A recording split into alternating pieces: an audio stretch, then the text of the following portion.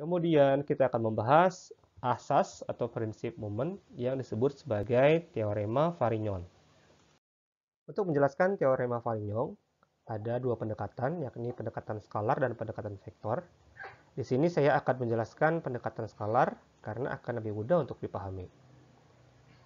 Di sini ada gambar vektor gaya F dengan jarak aksi gaya D dari A ya. Jadi garis aksinya sejauh D dari A.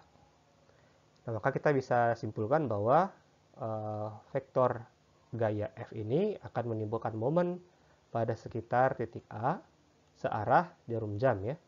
Kita bisa tuliskan nilainya momen pada titik A sebagai MA sama dengan min F kali D. Tanda min ini artinya rotasinya searah jarum jam ya, clockwise.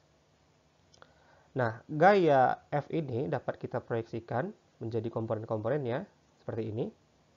Jadi F itu dapat dipecah menjadi Fx dan Fy. Dan juga jaraknya ini D kita bisa pecah menjadi Dx dan Dy. Maka teorema Varignon ini menjelaskan gambar ini ya. Jadi bunyinya seperti ini.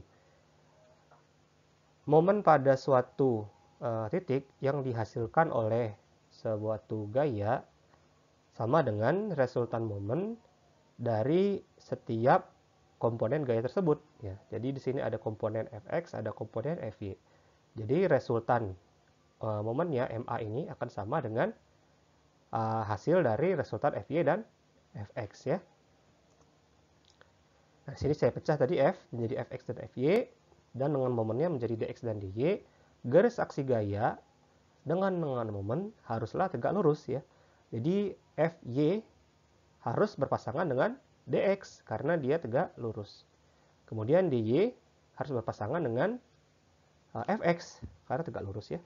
Makanya di sini saya rumuskan MA sama dengan min Fx dy tambah Fy dx. Nah, tandanya ini plus dan minnya berasal dari arah rotasinya ya. Kita lihat di sini Fx dy ya, Fx dy itu arahnya searah jarum jam, makanya min. Sementara Fy dx yang ini ya. Ini jaraknya seperti ini. Ya, ini Fy dx arahnya berlawanan jarum jam, makanya plus ya di sini. Ini contoh soal, tentukan momen pada titik O. Ya, di sini ada cantilever lagi. Jarak dari titik O ke sini sejauh 5 meter, kemudian naik ke atas 2 meter dengan diberi gaya 100 Newton pada ujung di sini. Tapi tidak pakai sudut ya. Di sini pakai triple Pythagoras. Garis miringnya 5, sisi miringnya 5, kemudian yang tegak 3 dan bawah atau mendatar 4. Jadi ini adalah triple Pythagoras. Tidak perlu menggunakan sudut dan tidak perlu menggunakan perbandingan trigonometri.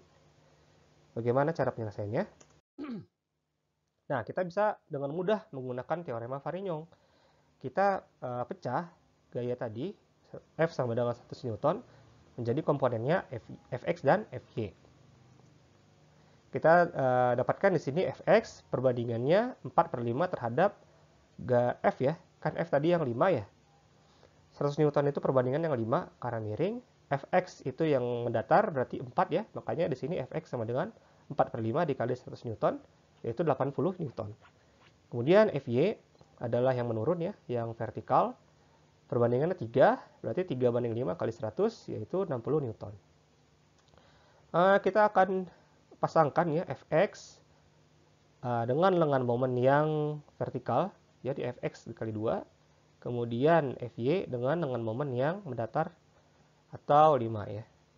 Jadi kita bisa simpulkan di sini momen pada titik O sama dengan min Fx dy min Fy dx. Perhatikan di sini arah putarannya. Fx dy, Fx dengan dy ya.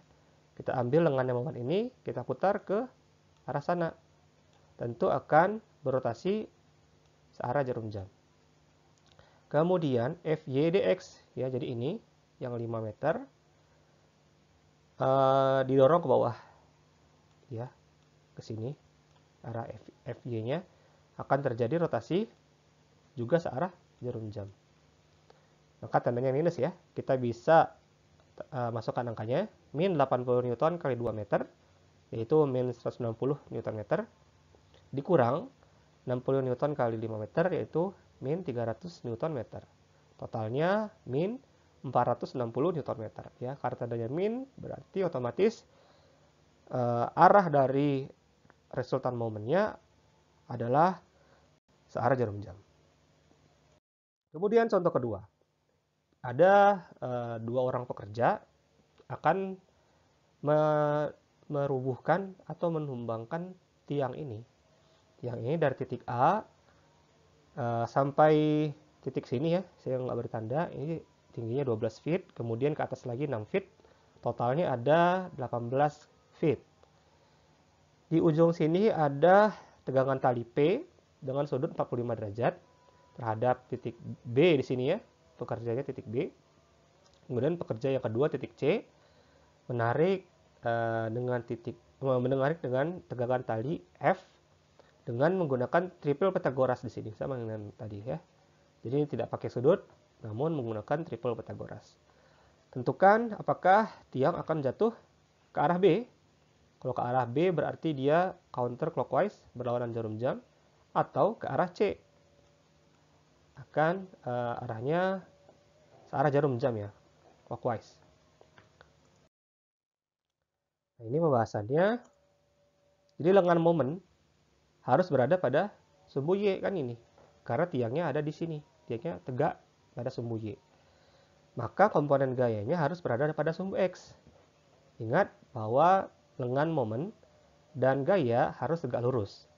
Maka karena di sini gayanya miring ya, sisi miring, kan ada komponen X maupun komponen Y ya. Ini komponen Y-nya di sini, ini komponen X. Maka yang akan kita perhatikan hanya komponen X-nya saja.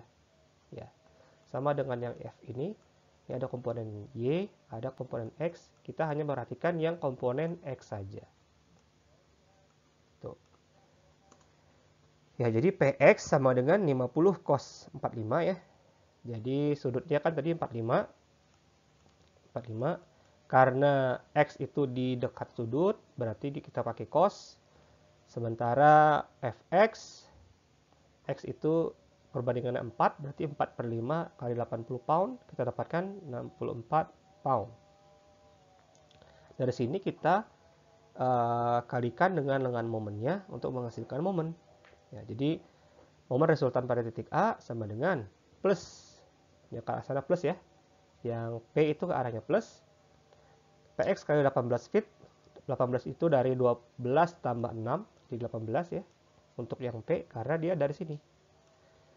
Dikurang Fx kali 12 feet, karena F dari sini, 12 feet. Hasilnya kita akan dapatkan sebesar min 131,6 pound feet. Arahnya clockwise. Ya, kalau clockwise berarti ke arah C ya.